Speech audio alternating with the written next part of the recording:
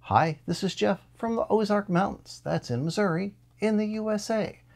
I thought we would do a short video about my recent trip to the Tandy Assembly 2021 up in Springfield, Ohio. Thought we would have a look around the show floor and then come back and look at a few of the goodies I picked up while I was there. Let's jump right in. Thanks to PCBWay for sponsoring this video. They do circuit boards of all sizes, small circuit boards, medium circuit boards. They can even assemble them for you. Be sure to check out their website and the 4th design contest, which is running right now. So head on over to PCBWay for all of your PCB needs.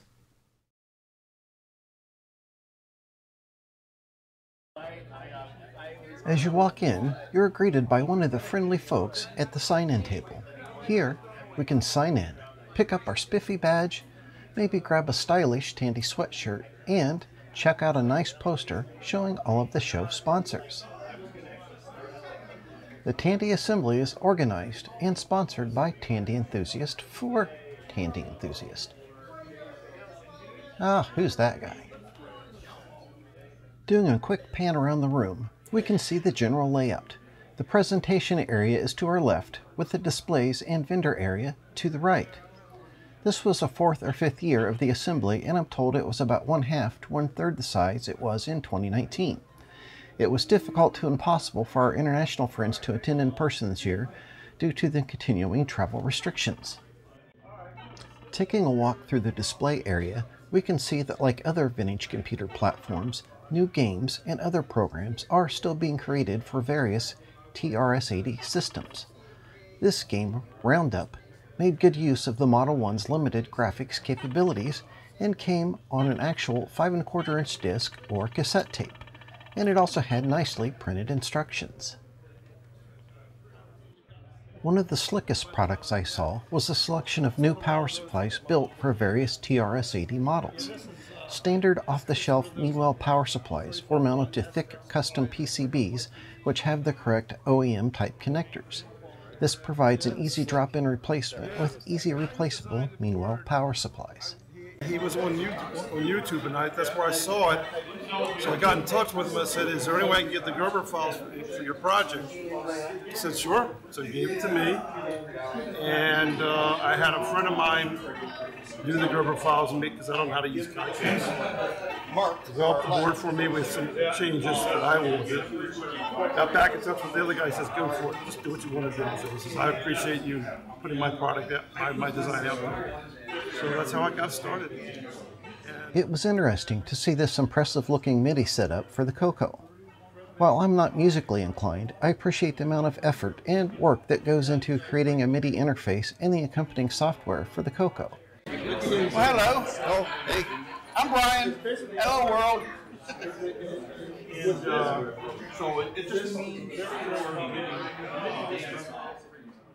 The Model 100s were not abundant this year, but still represented. The little box at the back of the table is a backpack drive. It arrived just before he left for the show, so he brought it with him without even opening it first.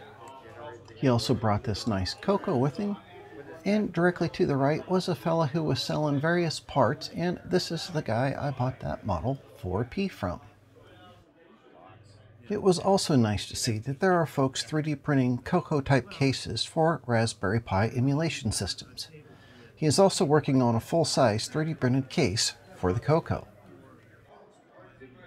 One of the most impressive displays was this TRS-80 plotter in action along with a sample of the many completed plots. He did a lot of work on the software to render these plots, as well as learning the quirks of interfacing with this particular TRS-80 plotter. We'll take a slow look at this whole wall of plots that he recently did. It's interesting to see the difference here in the same picture plotted with blue and black ink. Some of these are random pictures off the internet, and some are of the presenter, and oh my gosh, who's that ugly guy right there? There are also a couple of TRS-80 emulators on display. This is the Pocket Tris board, which was built using a ESP32 module to keep it relatively inexpensive and a fun little project. It's open source. I'll put the link below. This is the Scope 80, which uses a cycle-accurate FPGA emulator, and it's using an analog oscilloscope in XY mode as a display. This was something that the fellow with the plotter did just for fun. Here we have another TRS-80 emulator playing a movie that was encoded as ASCII characters. It looks pretty good from about 15 feet away. There are also a few vendors there selling games, modification boards like PS2 keyboard adapters, replacement parts. This is a whole box of microprocessor upgrades for the Coco and other accessories. In the corner here, we can see the auction table. Folks donated items to be auctioned off, with the proceeds going to help cover the cost of putting on the show. Heading up the middle aisle, we can see some unusual French clones of the Tandy microcolor computer, complete with their matching colorful cases. Even the software boxes are very colorful, and here's one with an unusual shape. Of course, it was a good time to get some help with your challenging repairs as well. What you working on? Oh, it's a Model 16B that is mostly alive. It's got dead hard drive, dead floppy, so it's not going to get finished today, but we'll get there. So sooner or later. Did you get your other CRT working from yesterday? We ended up swapping the CRT out. It was that too. So between them, though, we got the Model 4 working. So good. So I'm 2 out of 3. I don't figure that's too bad. Yeah, especially working on them on the road. Yeah, but it's good here because you've got so much expertise in the room.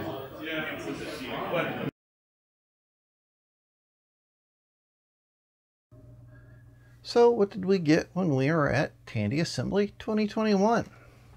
Well, one thing I bid on and got from the auction was this nifty Realistic Mini Set 9.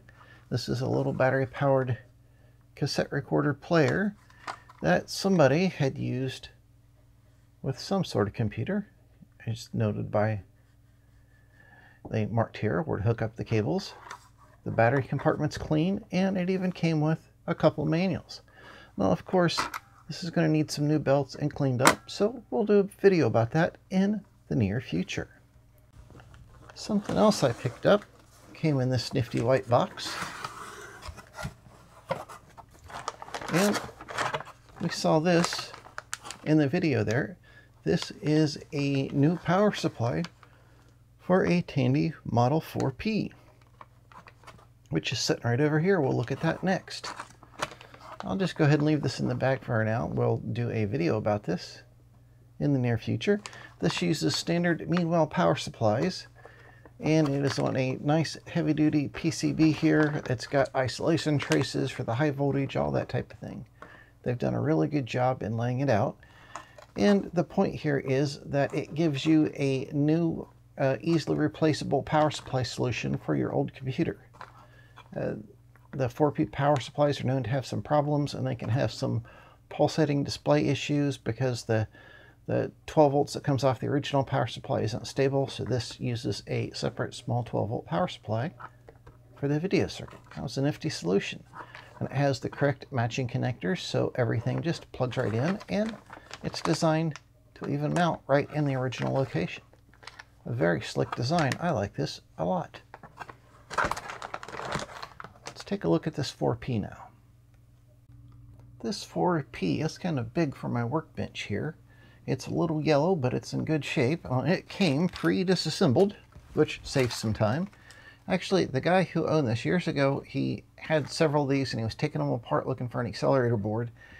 And he didn't put the screws back in, but he kept all the screws in a bag and he put the whole thing in a big plastic trash bag to keep dirt from getting in there.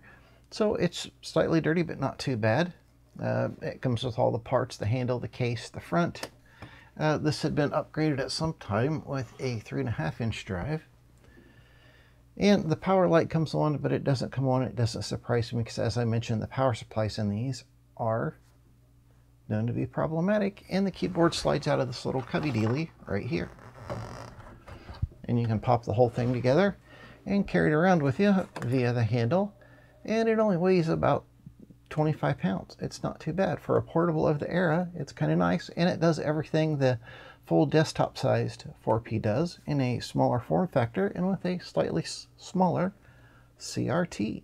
So I look forward to taking this apart and cleaning it up and getting it working once again.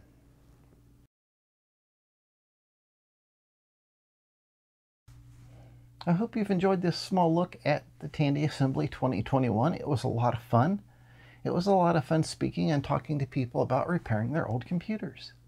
I look forward to going back next year to an even bigger show now that all this COVID stuff will be behind us.